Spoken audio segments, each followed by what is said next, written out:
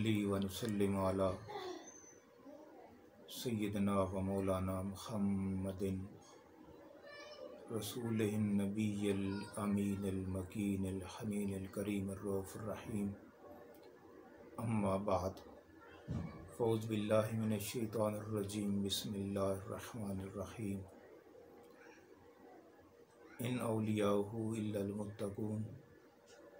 सदक़ल्लाहुल अज़ीम व सदक़ रसूलुहुन नबियुल करीम व नहनु अला ज़ालिका लमिनश शाहिदीन व शाकिरीन वल्हम्दुलिल्लाहि रब्बिल आलमीन। अल्लाह रब्बुल इज़्ज़त के फ़ज़ल व करम और उसके हबीब अलैहिस्सलातु वस्सलाम के नाले पाक के तसद्दुक़ से आज हम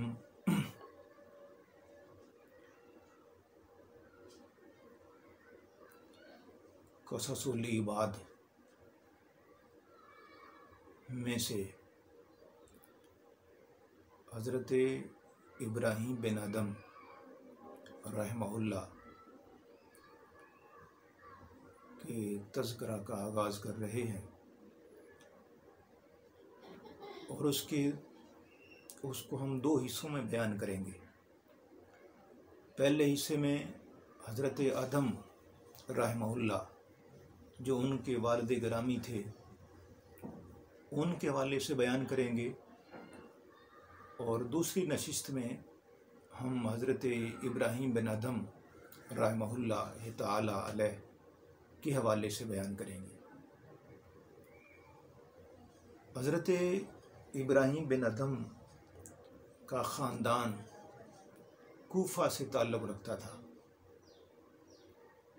और आपके वालिद गिरामी हज़रत आदम रहमहुल्लाह की विलादत भी कूफा में हुई।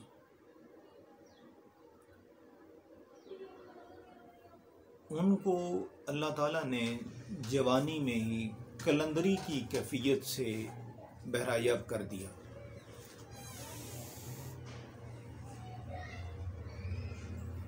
इस तरह का उनका ज़ौक़े बंदगी रुजू इल्लल्लाह जज्ब और इस्तिग़राक़ की कैफियत से उनको नवाजा और इसी जज्ब और इस्तिग़राक़ की कैफियत में वो ज़िंदगी गुजार रहे थे और दुनिया व माफिया की लज़्ज़ात से उनको अल्लाह ने बेनियाज कर दिया था। हज़रत आदम रहमहुल्लाह कूफा से रखते सफ़र बांधते हैं और चलते चलते चलते सहरा नवर्दी करते करते बल्ख की सरजमीन पर आ जाते हैं। आपको मालूम है कि उस ज़माने में सारी आबादियाँ और सारे लोग और खल्क़ इंसानी एक कले की शक्ल में रहा करते थे और कले की फसील के अंदर वो सारे लोग बंद होते थे और सारी आबादी कले के अंदर होती थी। तो कले से बाहर सारा वीराना होता था, बियाबान होता था, सहरा और जंगल होते थे, मगर उस कले के अंदर सारी आबादी जो है वो सुकूनत पजीर हुआ करती थी। तो हज़रत आदम रहमहुल्लाह चलते चलते बल्ख की जो बादशाह थी उस बादशाह जो कले के अंदर थी उसके बाहर जाके कुटिया लगाकर बैठ गए। एक दिन उन्होंने यूं ही ऐसे ख्याल किया कि क्यों ना मैं भी आज ज़रा शहर का नज़ारा करूं। तो अपनी कुटिया से निकले और चलते चलते शहर के दरवाजे के अंदर दाखिल हो गए। जब वो शहर के दरवाजे के अंदर दाखिल हुए तो उन्होंने देखा कि सामने से शहज़ादी का काफ़िला आ रहा है। शहज़ादी शाही घोड़े पर सवार है, नकाब ओढ़ा हुआ है और सारे हवारी दरबारी गुलाम और वज़रा साथ हैं। बड़े प्रोटोकॉल के साथ वो आ रही है। तो उनके वज़रा ने देखा कि ये आगे से एक फ़कीर दरवेश आदमी आ रहा है, तो उन्होंने इनको भी धक्का देकर एक तरफ कर दिया और कहा कि भाई पीछे हट जाओ, बादशाहजादी की सवारी आ रही है। तो जब इनको धक्का दिया गया तो उन्होंने सर उठा के ऊपर देखा तो अचानक उसी वक्त हवा के जरिए शहजादी के चेहरे से नकाब उल्टा गया और चेहरा सामने आ गया। चेहरे को देखा हजरत अदम ने और सर नीचे किया और उस काफिले के पीछे चल दिए।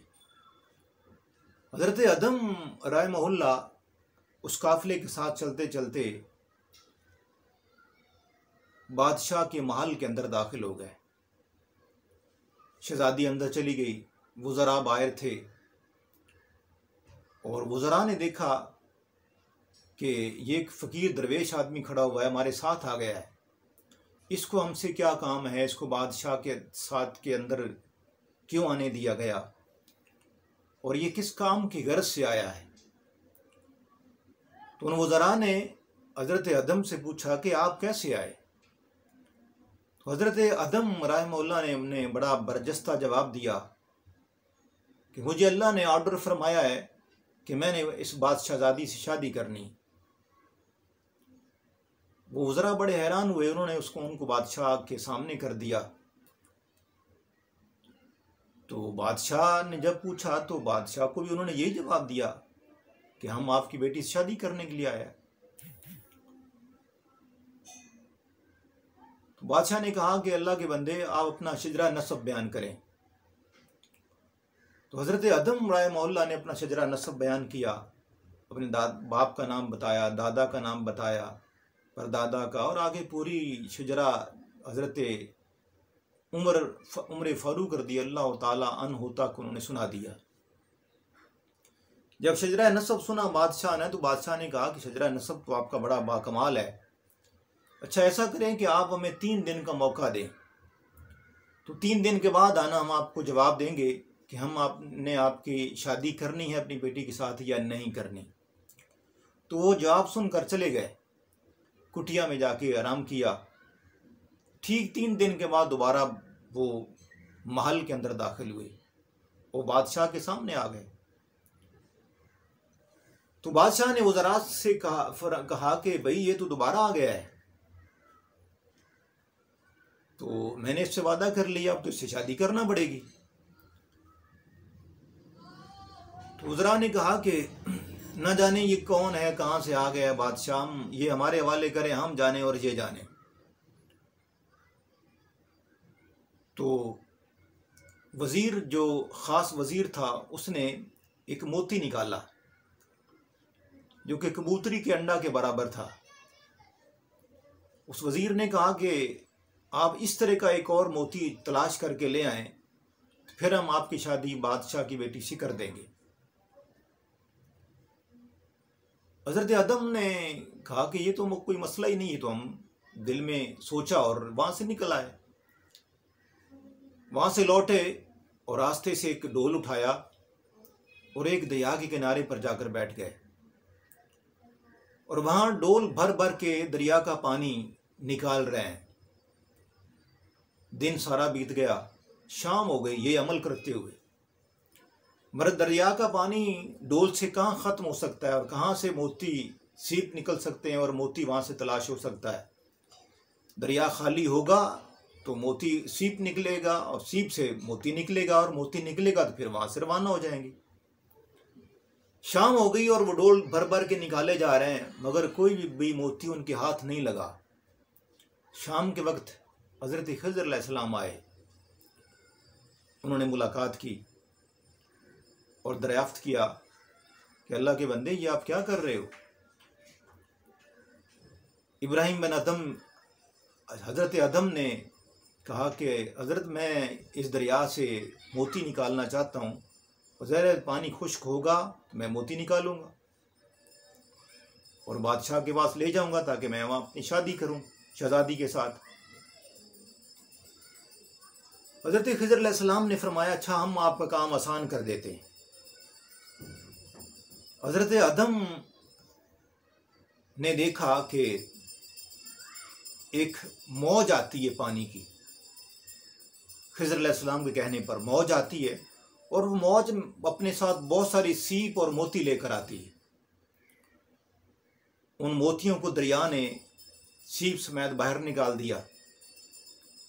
उसमें से हज़रत अदम ने 12 मोती उस जैसे निकाले जैसा कि उस वज़ीर ने मोती दिया था, उसी साइज़ के, एक्यूरेट उसी साइज़ के निकाले और उन 12 मोतियों को अपने मामे में रखा और छुपाकर बादशाह के दरबार में हाज़िर हो गए और कहा कि ए बादशाह, मैंने वज़ीर की डिमांड पूरी कर दी है, मुतालबा पूरा कर दिया है और मैं उस तरह का मोती लेकर आ गया हूँ। एक नहीं 12 मोती लेकर आया हूँ। उन्होंने अम्मा सर से उठाया और नीचे 12 मोती ज़मीन पर गिर गए। बादशाह ने देखा कि ये तो एक नहीं 12 लेकर आ गए, अब तो इसका मुतालबा मानना पड़ेगा, हम वादा खिलाफी नहीं कर सकते। वज़ीर ने फिर कहा, नहीं, ये दिमाग इनका ठीक नहीं है, ये कैसे हो सकता है कि अपनी शहज़ादी का निकाह इसके साथ कर दें, ये तो कोई जोड़ ही नहीं बनता, ये तो कोई माकूल बात ही नहीं है, ये दीवाना सा है, न जाने कहाँ से आ गया है, हम आला ख़ानदान के साथ ताल्लुक़ रखने वाले हैं, तो कहाँ बादशाह की बेटी और कहाँ ये दरवेश, तो ये शादी मुमकिन नहीं है, इसको हमारे हवाले करें, हम जाने और ये जाने। वज़ीर ने हज़रत अदम को दरबार से धक्के देकर निकाल दिया। हज़रत अदम एक पशमानी से लेकर अपनी कुटिया में आ गए, मगर जो ही दरबार से बाहर निकले तो शहज़ादी के पेट में दर्द हो गया और ऐसा दर्द उठा कि उस सल्तनत के रहने वाले तमाम वज़रा ने इलाज कर लिया मगर इलाज ना हो सका। इलाज बेसूद रहा, इलाज का कोई फ़ायदा नहीं हो रहा था।